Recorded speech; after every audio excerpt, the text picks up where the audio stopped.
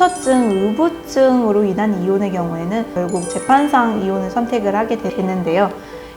지난 시간 의처증 또는 의부증으로 인한 이혼 중에서 이를 증명할 수 있는 방법과 관련해서 어떤 약물이나 치료 기록에 대한 부분을 준비를 하거나 아니면 개별적으로 형사사건화 됐다면 그러한 기록들을 증명을 하거나 부부간에 평소에 나눴던 대화 내역 등을 통해서 증빙하는 방법에 대해서 살펴보았습니다. 특히 객관적인 치료 기록이라든지 형사 기록이 있다면 객관적인 증거가 충분히 되겠지만 상당 부분은 이렇게 객관적인 증거가 없는 경우가 더욱더 많습니다. 이런 경우에는 결국 양쪽 배우자 간에 평소에 나누었던 대화 내용들이 굉장히 증거로 활용이 될 수 있는데요. 본인과 상대방 배우자가 평소 나누었던 그런 카카오톡이나 문자 메시지에 관한 그런 부분들이라든지 아니면 평소 나누었던 그런 대화에 대한 녹취록 등이 근거가 될 수 있습니다. 저희가 실제 진행했던 사건에서는 상혼 이혼과 관련된 사건이었는데 의부증으로 인한 이혼 사건에서 양쪽 배우자 간에 왔다 갔다 했던 그런 카카오톡 대화 내용을 근거로 해서 이러한 의부증에 대한 이혼을 증명을 했던 부분이 있습니다. 굉장히 의부증이 심한 경우였고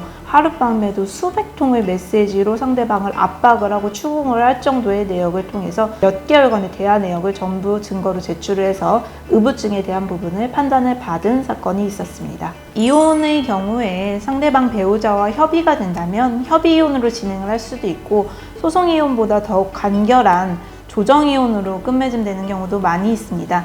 그러나 의처증, 의부증으로 인한 이혼의 경우에는 상대방과 이러한 협의나 대화 자체가 굉장히 어려운 경우이고 통상 상대방 배우자는 이혼 자체를 원하지 않습니다. 협의나 대화가 되기가 굉장히 어려운 상태입니다. 이런 경우에는 결국 재판상 이혼을 선택을 하게 되는데요.